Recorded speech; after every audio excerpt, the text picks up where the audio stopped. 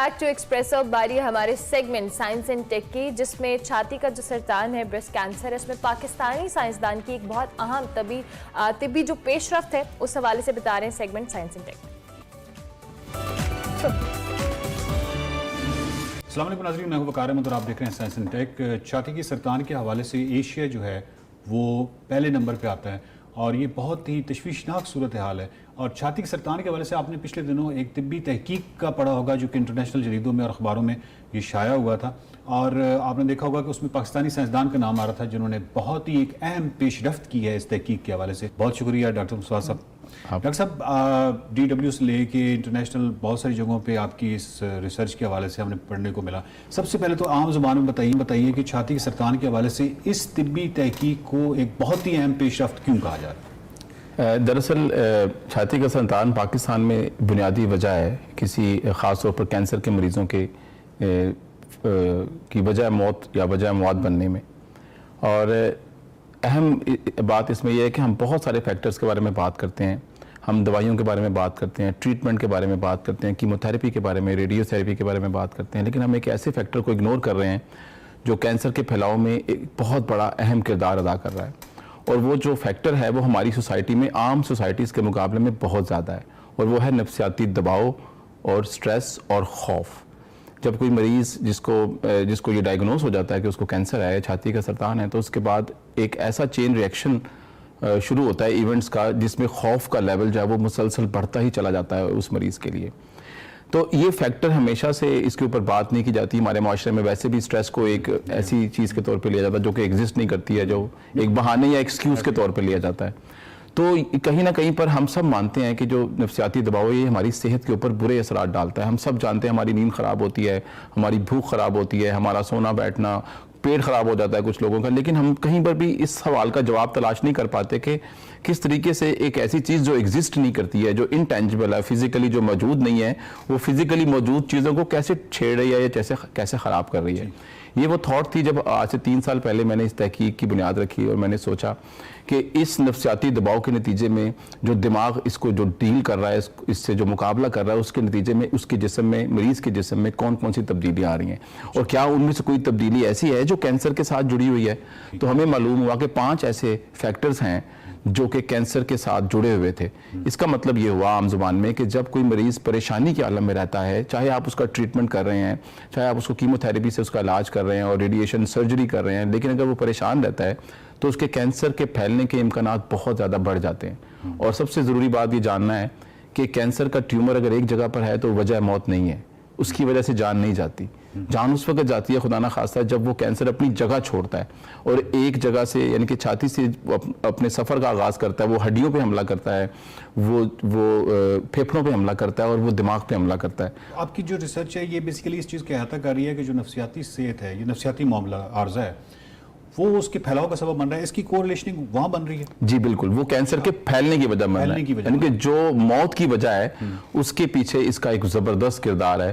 Scientifically speaking اگر ہم اس کے نفسیاتی جو آپ یہ دباؤ کہہ رہے ہیں اس کو اگر ہم سائڈ پہ کر دیں تو وہ نمبرز ڈاؤن ہو جائیں گے. وہ نمبرز ڈاؤن ہو جائیں گے. یعنی کہ اگر ہم کسی طریقے سے ان مریضوں کی بہتر ذہنی حالت کا کوئی طریقہ کار بنا لیں، یا فیملی یا خاندان یا معاشرے کے لوگ اس کو ایک ٹیبو کی طرح، قرض کی طرح نہ لیں بیماری کو، اور وہ اس کے لیے نارمل، کیونکہ یہ چھوت کی بیماری نہیں ہے. آپ اس کے کینسر کے مریض کے ساتھ بیٹھ کر کھانا کھا سکتے ہیں، اس کو ساتھ پارٹی کر سکتے ہیں، اس کے ساتھ شادیوں میں جا سکتے ہیں اور گپ شپ لگا سکتے ہیں. لیکن ہم جب اس کو پریزنٹ کرتے ہیں اس کے ساتھ ہم لوگ وجہ بنتے ہیں اس کے لیے یہ سوچنے پہ کہ خدا نہ خواستہ وہ ایک بڑی عجیب و غریب سچویشن میں چلا گیا. یہ سر اس کو اگر مجھے تھوڑا سا اجازت دیں میں اس بحث کو سٹارٹ کرنے کے لیے، کہ خوف دراصل ایک سروائیول انسٹنکٹ ہے ہم سب کے لیے.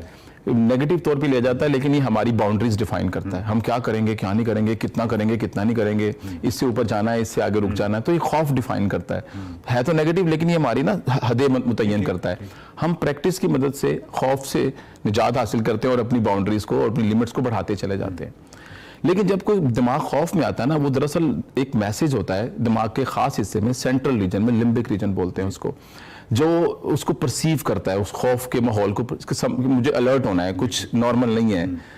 تو آفٹر سم ٹائم ہم جب اس کو ایڈریس کر لیتے ہیں تو دماغ اس کوپنگ اسٹریٹجی سے واپس چلا جاتا ہے یہ نارمل خوف سے ڈیل کرنے کا ایک طریقہ ہے. کچھ چیزوں کو وہ اٹھا لیتا ہے, کچھ چیزوں کو نیچے کر دیتا ہے, پرابلم سالو کر دیتا ہے, ہمیں کچھ زیادہ انرجی چاہیے ہوتی ہے اس کو اویلیبل کر دیتا ہے, ہارٹ کی رفتار کو مینیج کر دیتا ہے, خون کے اندر جو خوراک کی موومنٹ ہے اس کو بدل دیتا ہے. تو اس حالات کے لیے وہ ہمیں تیار کرتا ہے. اور آفٹر سم ٹائم آپ ایک امیجن کریں, ایک بندہ جو اسٹرینڈ پوزیشن میں, دماغ جو ایک سخت حالت میں ہے, جب وہ سچویشن ہینڈل کر لے گا وہ واپس نارمل ہو جائے گا. یہ ہے کوپنگ اسٹریٹجی دماغ کی کسی سٹریس کو, کسی خوف کو, فیئر کو ڈیل کرنے کی. اب کینسر کے مریض کو جب یہ پتہ لگتا ہے کہ وہ کینسر میں ہے تو ایک تو خود سے اس کے اندر ایک خوف کا عنصر پیدا ہوتا ہے. دوسرا, خواتین کے کینسر میں جو زیادہ تکلیف دہ بات یہ ہے کہ جو بال اور جو چھاتیاں جو ریموو ہو جاتی ہیں سرجری کے دوران اور کیمو تھیراپی میں بال چلے جاتے ہیں, یہ اتنے فیمینن کریکٹر ہیں, یہ مرد حضرات کے لیے بہت مشکل ہے اس کی تکلیف کو سمجھنا. ان کو اپنے آپ کو چھپانا پڑتا ہے اپنے لوڈ ونس کے ساتھ, وہ کہیں گھل مل نہیں سکتے, باہر نہیں جا سکتے ہیں, جواب دینا پڑتا ہے کہ بال کیوں نہیں ہے یا میں نے سر کیوں ڈھانپا ہوا. یہ وہ چیزیں جو ہم نے مشکل بنا دی ہیں ان کے لیے, جس کی وجہ سے وہ زیادہ محسوس کرتے ہیں اس تکلیف کو. اب وہ کانسٹنٹ اسٹیٹ آف فیئر, اور پھر سب سے بڑا دنیا میں خوف ایک ہے اور وہ ہے موت کا خوف, جس کی وجہ سے اس کا دماغ اس اسٹیٹ سے واپس نہیں آ پاتا. وہ constantly chronic state of fear میں رہتا ہے, جس کی وجہ سے اس کے دماغ میں جو تبدیلیاں آتی ہیں وہ اس کے جسم کے اندر کچھ جینز کو کم زیادہ کر دیتی ہیں مستقل بنیادوں پر. اور وہ جو جینز کم زیادہ ہوتے ہیں ان میں سے ہم نے یہ پتہ لگایا کہ 5 ایسے ہیں جو کینسر کے پھیلنے کا باعث ہے.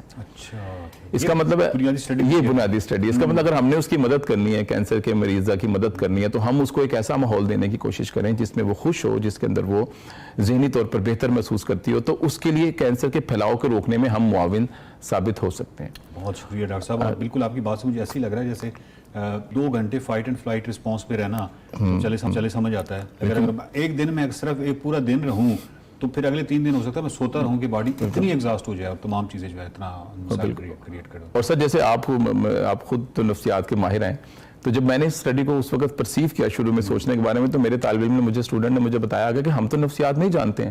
اس وقت تک کسی بھی مریض کے بارے میں یہ جاننا کہ وہ سٹریس میں ہے یا نہیں ہے, ہمارے پاس تو کوئی پیمانہ ہے ہی نہیں, کوئی ایسا ٹیسٹ نہیں ہے, کوئی ایسا میڈیکل ڈائگنوسٹک کا ٹول نہیں ہے کہ ہم بتائیں کہ اچھا تم سٹریس میں ہو اور تم سٹریس میں نہیں ہو. تو ہم اس اسٹڈی کا آغاز کیسے کریں گے؟ تو ہم نے کہا ہمارے پاس جو بھی اویلیبل ٹول ہے وہ تو ماہر نفسیات کے پاس ہوتا ہے, وہ تو سٹریس کے جو سائیکالوجی پڑھاتے ہیں ان کے پاس, تو ہم وہ سیکھتے ہیں, ہم وہ کرتے ہیں. تو اس اسٹڈی کے اندر پہلے ہم نے نفسیات سیکھی, وہ سکیلز ہم نے اسٹڈی کیے, ہم نے ان سکیلز کو سیکھا, ان کو اپلائی کیا, ان کو ٹیسٹ کیا, اور جس کے بعد جا کے ہم نے مریضوں کے اوپر وہ سکیلز اپلائی کر کے ان کی تقسیم کی کہ ان میں سے کون ہیں جو نفسیاتی طور پر دباؤ میں ہے اور جو نفسیاتی طور پر دباؤ میں نہیں ہے. یعنی کہ انٹرنیشنل سٹینڈرڈز کے مطابق جو مریض نفسیاتی طور پر دباؤ میں آئے صرف انہی کے خون کے نمونے لیے گئے, ہاں, اور ان کے خون کے نمونوں کے اندر پھر یہ جانچ پڑتال جو ہے اس کے بعد ساری کی گئی. بہت شکریہ ڈاکٹر صاحب. ناظرین, بات یہ ہے کہ جو دماغ ہے اس کو ہم بظاہر تو کہتے ہیں کہ کائنات کی سب سے پیچیدہ ترین چیز ہے, لیکن ہمارا دھیان اگر ہم اپنی سوسائٹی کے حوالے سے یا اپنے کلچر کے حوالے سے دیکھیں کہ کوئی ایسا زیادہ نہیں ہوتا. ہم مثال کے طور پہ بچوں کی جو جسمانی غذا ہے یا جسمانی جو خد و خال ہے اس پہ ہمارا بہت زیادہ فوکس ہوتا ہے, لیکن جو اس کے برین کی غذا ہے یعنی سوالوں کے جواب, اس پہ ہمارا کوئی فوکس نہیں ہوتا. اسی طریقے سے اگر کسی کو کوئی ڈس آرڈر ہو, جو ہر بندے کو کوئی نہ کوئی ڈس آرڈر ہوتا ہے, تو کہنے کا مطلب یہ جو سٹگماز ہیں, یہ سٹگماز جو ہیں یہ برین کے حوالے سے جو ہماری ترجیح ہے اس کو کم کر دیتے ہیں. برین جو ہے, دماغ جو ہے, یہ اتنی بڑی چیز ہے کہ آپ کے تمام بیماریاں, تمام بڑی چیزوں کے حوالے سے کہیں نہ کہیں کوریلیشننگ نکلتی ہے اس کی, اور اس پہ بہت زیادہ اسٹڈی ہونے کی ضرورت ہے. لیکن ڈاکٹر مصطفیٰ صاحب کا میں دوبارہ شکریہ ادا کروں گا, وہ پاکستان کا فخر ہے, اتنی بڑی اور اتنی کمال اور اتنی اہم اسٹڈی جو ہے انہوں نے کی ہے. دیکھتے رہیے سائنس اینڈ ٹیک.